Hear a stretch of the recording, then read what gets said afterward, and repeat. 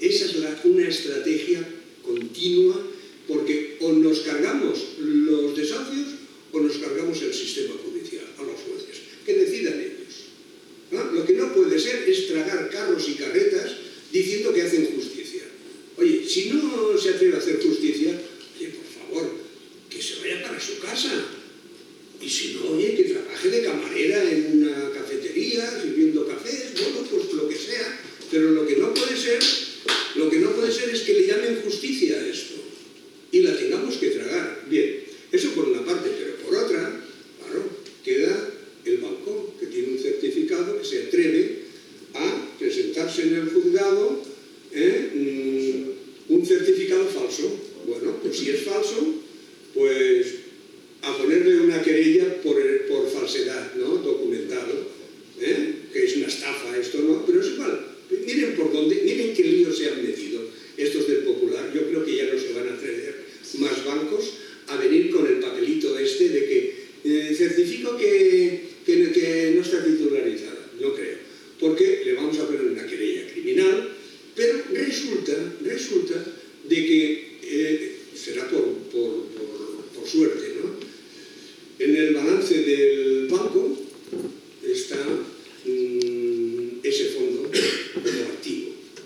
como activo. Es decir, que lo tiene en su balance contable. Oiga, pues entonces es más prueba todavía, ¿no? Lo dice usted, y eso está bendecido por el Banco de España, bueno, pues oiga, se ha metido usted en un lío, ¿no? Porque entonces, no solamente eso, sino de que tiene una serie de activos, fondos de titulización en su activo, pero resulta de que eso lo debe a los bonistas, pero en su pasivo, en lo que debe el banco, no está. Entonces, quiere decir que si sacas de aquí, del activo y del pasivo, oiga, es que el balance lo que hace es así, que se tuerce, que está quebrado el banco. Pues miren qué lío se han metido, ellos mismos se han metido en el lío. Y como lo ha hecho el Popular, lo habrán hecho todos los demás. Pues es una forma, ¿no?, de llevar al presidente del banco, a que se siente en el banquillo, por falsedad, en juicio, y eso, pues, si cuando acabemos con todos, mira, acabamos con el sistema judicial, con los jueces, con los presidentes de los bancos, y si no acabamos con esto, acabaremos con los desahucios. Solamente hay interés de querer hacerlo, disposición de querer hacerlo. Y, oiga, hasta aquí hemos llegado. ¿Contestado la pregunta? Perfectamente.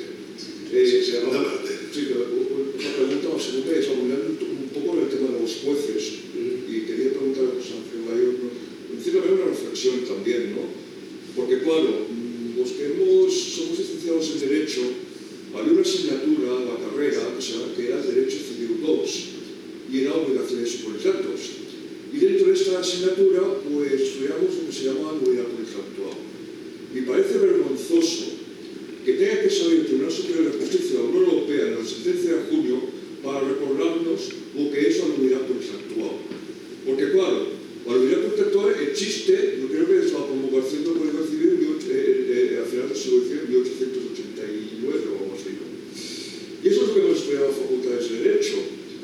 Claro, y ahora viene la pregunta, ¿no?, o la reflexión, ¿qué pasa con los jueces? Que se les olvida de repente este concepto, que realmente tienen miedo y buscan posiciones acomodaticias, o que realmente tienen mala fe. Esta es la pregunta. Porque claro, el tema del vencimiento anticipado como abusivo ya se declaró en la famosa sentencia CID, la famosa se dijo que era abusivo y por tanto era nulo. Por tanto, si es nulo, evidentemente desaparece la vida, la casa cláusula desaparece del contenido del contrato.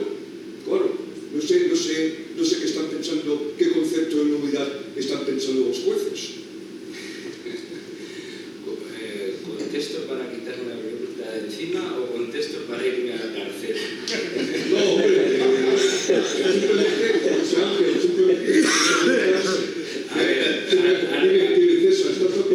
¿Qué pasó? A ver, a los jueces les pasa lo mismo que les pasa a todas las personas que trabajan para alguien y tienen que servir a ese que les paga.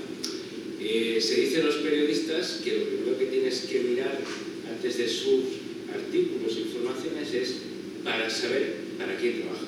Evidentemente, defienden los derechos. Se dice a los periodistas, se puede decir de todo el mundo. Nosotros trabajamos, los abogados, para alguien que nos paga y defendemos sus intereses. Los jueces también trabajan para alguien que les paga. Les paga, dicen el Estado, los Estados todos. Bueno, no, el Estado son los poderosos. Entonces, yo creo que eso está claro, ¿no? Por eso a mí estas resoluciones de Valencia es que me han dejado muy sorprendido y no me esperaba algo semejante. Y en el tema del vencimiento anticipado, de las unidades y tal, pues bueno, ya sabes que son muy restrictivos y si hay bancos en el medio, pues más. No hace mucho, no sé si fue hace un par de años, pasó a ser miembro del Tribunal Supremo un abogado insigne porque había sido el jefe del Departamento Jurídico de la Caixa, Sastre de Papiol. Antes hablaban de aquí de jurisprudencia. Imaginémonos que el Tribunal Supremo tiene que decidir algo sobre esta cuestión. Y ahí está Sastre de Papiol, magistrado del Tribunal Supremo, que ha sido, no sé cuántos años ha sido el jefe de los servicios jurídicos de la Caixa. 25, dicen aquí. Pues, por tanto, que nos tiene que sacar a los funcionarios de un fuego siempre es el Tribunal Superior de Justicia de la Unión Europea. Porque, claro, para cambiar, eso es lo que yo entiendo. Porque, claro, esto es una vergüenza. Claro, sí. Luego una pregunta dirigida a los Novoa. De los 600.000 desahucios que han habido en España hipotecarios, una buena parte de ellos han sido familias que ya no pueden hacer frente con ningún recurso a los pagos de la hipoteca y por lo tanto se han dado por perdidas y son esa gente que...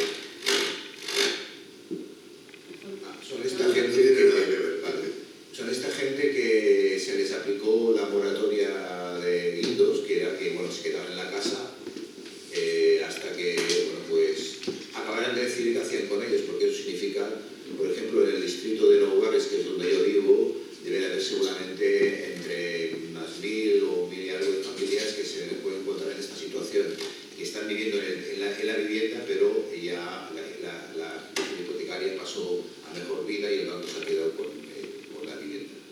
La pregunta era si es posible, porque nos están empezando a venir gente, porque han empezado a escuchar cosas, si es posible que esta familia o estas familias pudieran, porque eso sería la bomba, si lo pudiera organizar, presentar demandas judiciales para recuperar, o no sé de qué manera habría que decirle a la situación delante de los juzgados para recuperar o evitar que el banco no se acabara en un momento u otro, que se acabe la moratoria hipotecaria, pero la moratoria de desahucio pudieran quedarse en las viviendas. O sea, a través del tema de la mutualización. ¿Habrá dos preguntas? Sí, no, hacer una pregunta primero y luego hacer una segunda. Bueno, los 600.000 desahucios hipotecarios que llevamos contabilizados, yo diría, claro, en principio es una opinión, todo empieza por aquí, ¿no? Que sea una opinión y después pues se ejecuta ya una acción concreta. Pero el mismo argumento que existe para parar un desahucio, el mismo argumento sirve para una retroacción sobre las ejecuciones que se han llevado a cabo. Es que el argumento es el mismo. Oiga, en un principio, es decir, oiga, mire, es que este no es el acreedor legítimo, bueno, porque estamos en tiempo, ¿no? Pero ahora cambiemos el tiempo verbal. Este señor se quedó con mi propiedad sin ser el acreedor legítimo de la deuda que me reclamó. Es cuestión de cambiar solamente el tiempo verbal. El argumento es el mismo.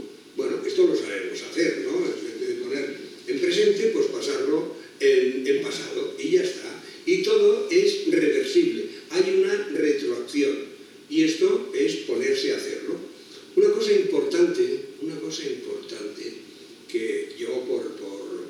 el tiempo no he querido decir, pero considero que es muy importante.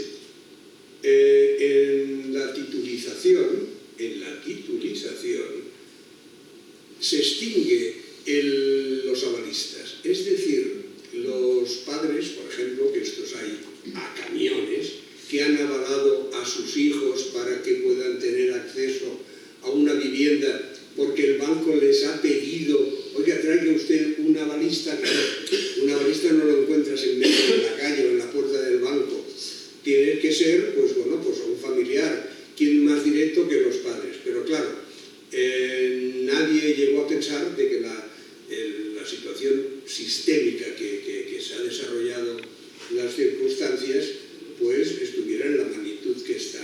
Entonces ahora se pierde la casa del hijo, por decirlo así, y la casa de los padres, ¿no? Claro, yo tengo contacto, que esa gente se dirige a mí, están, pero con una preocupación, dice, bueno, yo que pierda mi casa, ya me lo hago, pero que mis padres, con la edad que tienen, que vayan a perder la suya, esto es que a mí me descompone. Bien, yo les digo, tranquilo, no te preocupes, cuando llegue el momento, pues ya tendremos la solución para esto, que es bajo un razonamiento que es muy simple.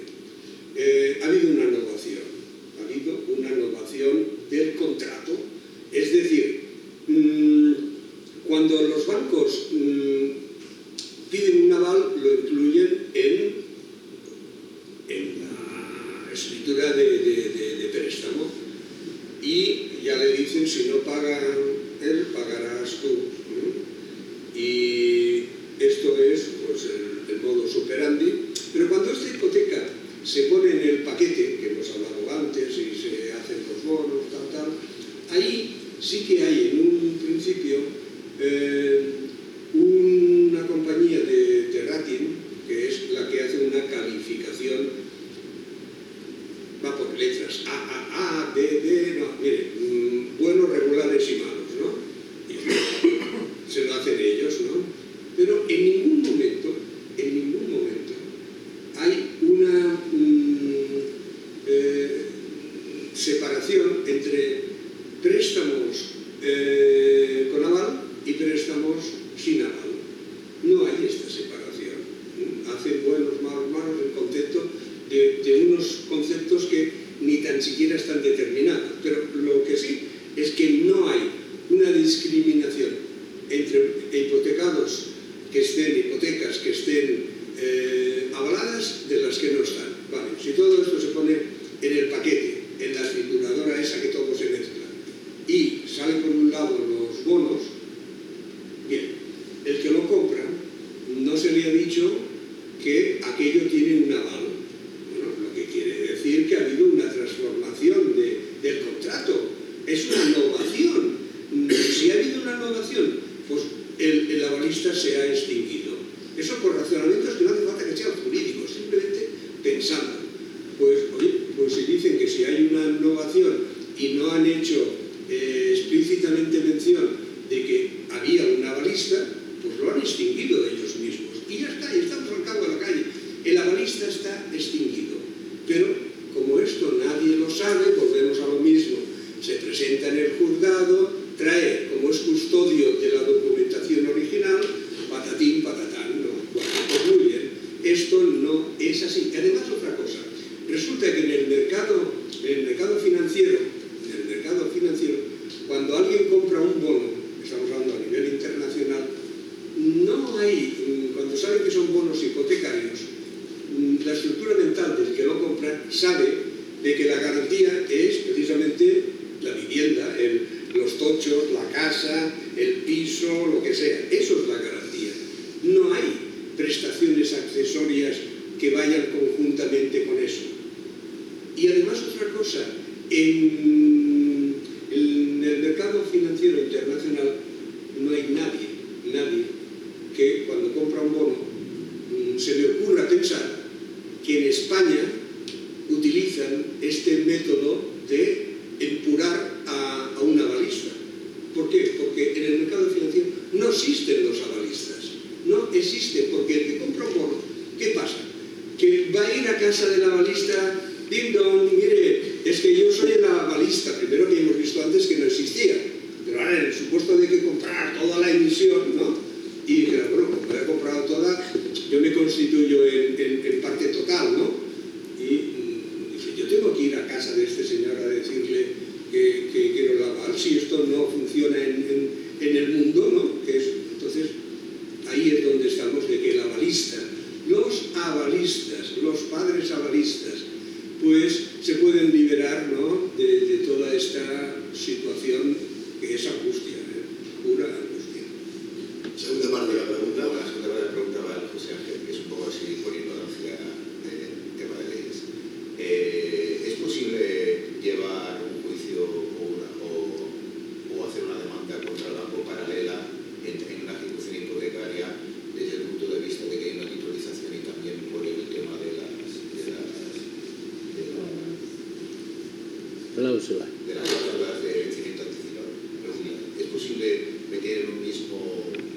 A ver, al banco se le puede demandar, y esto parece mentira, pero muchas de las personas que tienen problemas hipotecarios parece que no lo sepan, que no se les ocurre. Hay que insistirles en los objetivos. Se les puede demandar antes de que haya una ejecución hipotecaria, se les puede demandar mientras hay una ejecución hipotecaria, se les puede demandar después, se les puede demandar en cualquier momento, se les puede demandar por el tema de la titulización, se les puede demandar por cláusulas abusivas, se puede demandar por nulidades del contrato.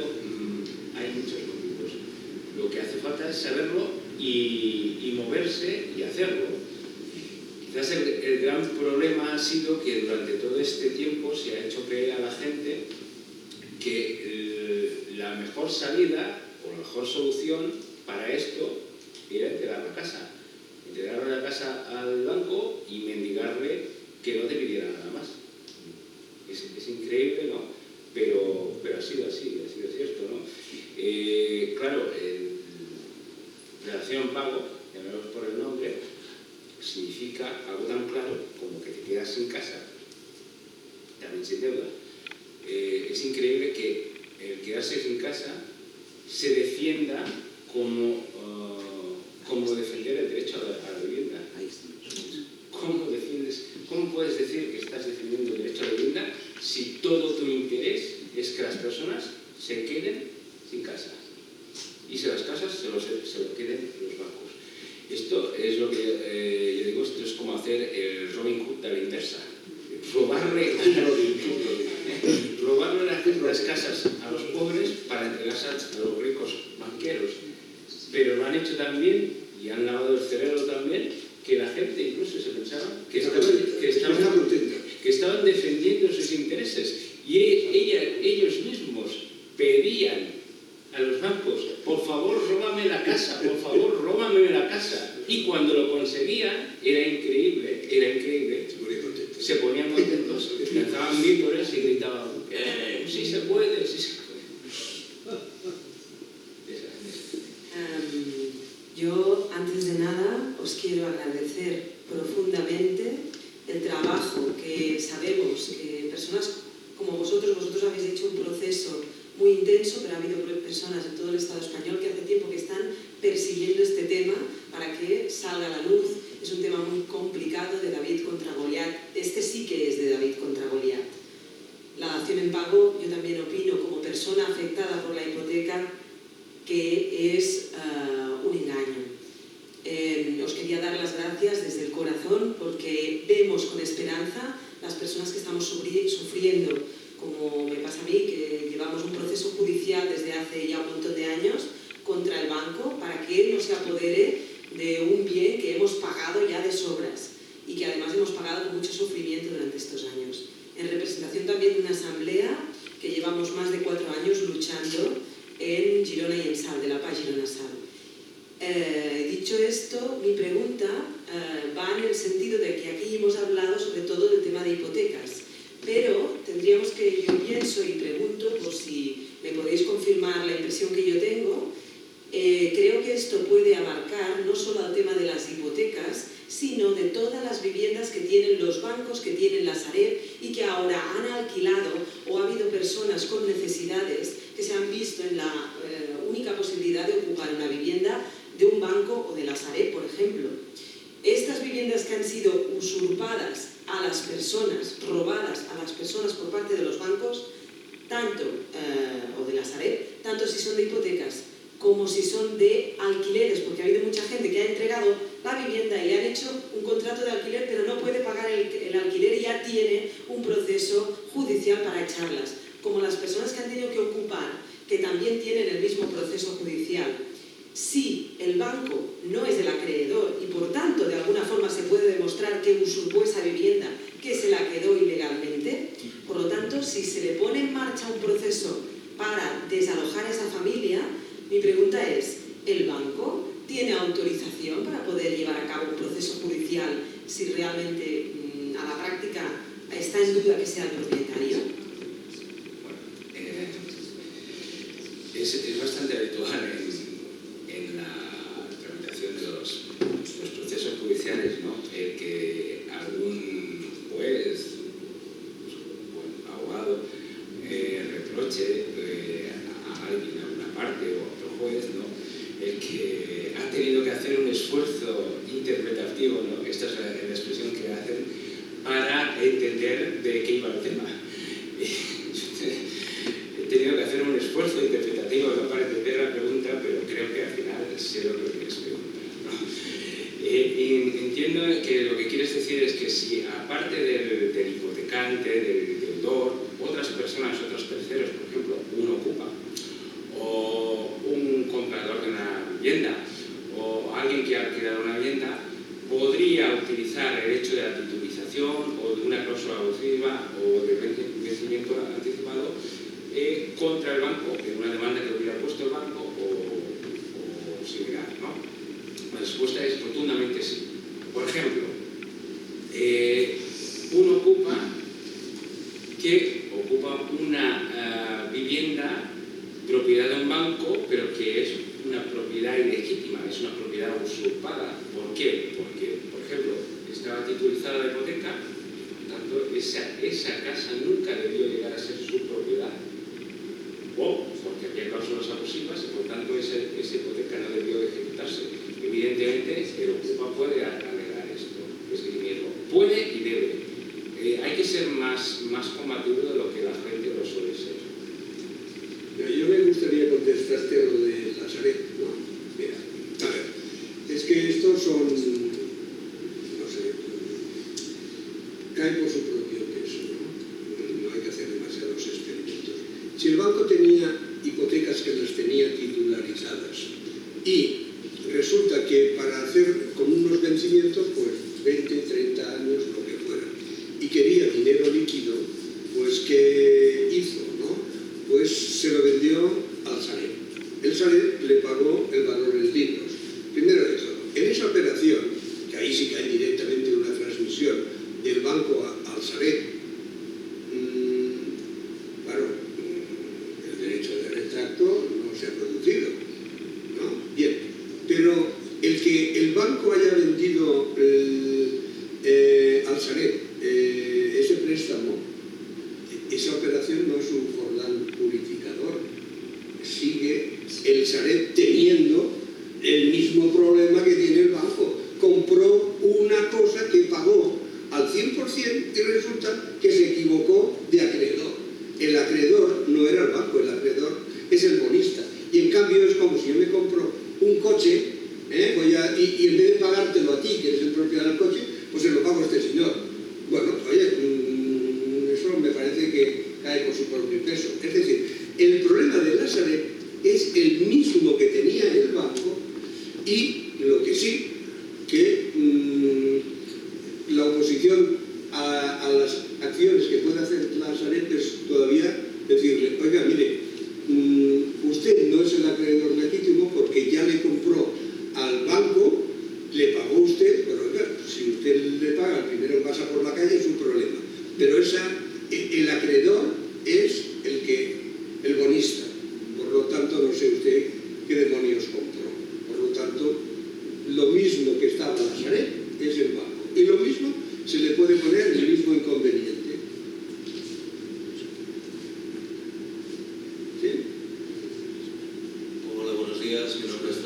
Sánchez, que colaboro con José Manuel en la Asociación de Hipotecados Activos, HBUCI. Y nada, del resultado de esta charla tan interesante me gustaría hacer dos preguntas. Una, en primer lugar, para el compañero Gallegos y una también una apreciación respecto a José Manuel, un amigo mío.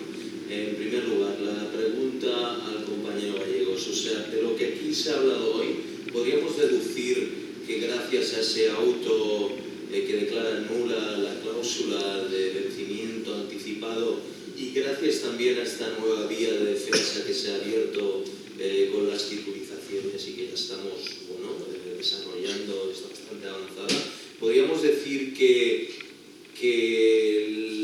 la estrategia de solicitud de dación en pago está desfasada en el tiempo, a fecha de hoy. Bueno, yo lo deduzco por ese comentario que has hecho de antes la gente estaba contenta de que le quitaran el piso o de que el banco se quedara con el piso. ¿Eso quiere decir que quizá hemos estado equivocados pidiendo la cesión en pago?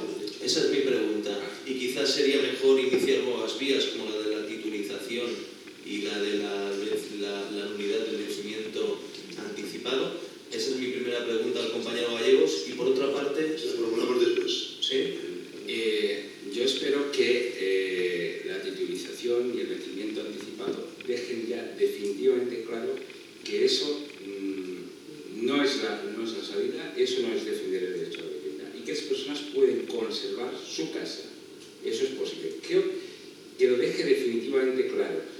Pero nunca fue la vía, nunca debió ser la vía y creo que nunca lo fue. Yo empecé a trabajar en este tema, a dedicarme a este tema a finales del 2010, colaborando precisamente con 500 por 20 y a mediados del 2011 ya tenía claro que la dación en pago no tenía ningún sentido, que era un disparate. Por lo que he dicho, dices, bueno, pero si esto es quitarle las casas a las personas, lo que hay es que defender que las personas queden en su casa. Y no entendía esta reivindicación, la reivindicación de la PA. Luego empecé a trabajar con la PA, a colaborar con la PA, seguía sin entender por qué era esta su reivindicación, pero creo que todo el mundo merece el derecho al beneficio de la duda. Además, creo muy seriamente en el principio de Hallon, ¿no? Es aquel principio que dices que es más fácil que un error se cometa precisamente por error que no por malicia, ¿no? Entonces, hasta que en el 2011 llegué a convencerme, y esto es muy fuerte, pero creo que se tiene que decir, llegué a convencerme en el 2013, perdón, he dicho 2013, llegué a convencerme que la cúpula de la PA, que es la cúpula de PA Barcelona, porque a pesar de que se dice que es un movimiento asambleario, la realidad es que hay unos dirigentes, yo llegué a convencerme que trabajaba para la banca. ¿Por qué digo esto? Porque empiezo a ver que cuando... Sí, es fuerte. Es fuerte, sí. Es fuerte y será verdad o no será verdad, pero es lo que yo creo y pienso que se debe decir. Entonces, ¿por qué llego a la conclusión esta? Porque cada vez que se plantea alguna otra alternativa, alguna otra alternativa que no sea entregarle la casa al banco, que sea defender la vivienda, se cierran en banda inmediatamente y la atacan, y atacan a la persona que propone eso. Y esto es generalizado en cualquier PA de España. Hace muy poco me lo comentaba un afectado de PA Sevilla. Dice, es que aquí dices algo que no sea dación en pago y es que van a por ti. Dices, pues esto es muy sospechoso. Y veo que continuamente, o sea, se persiste y además que hay como una beligerancia contra estas personas. Ahora mismo, la PA Barcelona, antes he comentado que PA Madrid se ha volcado en el tema del vencimiento anticipado y sin embargo PA Barcelona ha hecho caso mismo. Parece que para ellos no ha ocurrido nada y ellos siguen a la suya, ellos siguen con la dación en pago, con quitarle las casas a las personas y darse a los bancos. han hecho un vídeo muy recientemente en el que dicen qué le pedimos a los partidos que se presentan a la campaña electoral. Y contumazmente, insisten, dación en pago. Están diciendo a los partidos, nosotros, si ganáis, lo que queremos es que les quitéis las casas a las personas y se los deis a nuestros amigos. Y en el futuro se las volvamos a vender a sus hijos o a sus nietos y se las volvamos a quitar, que se repita otra vez el círculo vicioso. Parece que sea una estrategia a largo plazo. Sí, yo creo que bueno, es una estrategia muy, muy antigua, ¿no? Cuando hay movimientos que se oponen al sistema, por decirlo de alguna manera, una manera de desactivarlos es precisamente captarlos, que parezcan para sus bases que están defendiendo sus intereses, pero que en la práctica no lo estén haciendo. Por ejemplo, cuando oyes hablar a Colau decirle a un banquero en el apartamento que es un criminal, pues claro, tú te identificas con eso. Las palabras y el discurso que hace hablando, por ejemplo, de estafa, dices, pero no, es que yo suscribo todo lo que dicen ellos. Claro, dices, pero unas cosas son las palabras y otras los actos. Tú haces un discurso muy crítico con la banca, muy fuerte, pero dices, pero luego lo que tú estás pidiendo es que la gente les dé la casa a la banca. O sea, los actos benefician a la banca, no a las personas. Y bueno, en segundo lugar, a José Manuel, hemos estado hablando, se ha expuesto lo que ya conocemos, las titulizaciones y demás, y lo querría llevar pues a la vertiente política, ¿no?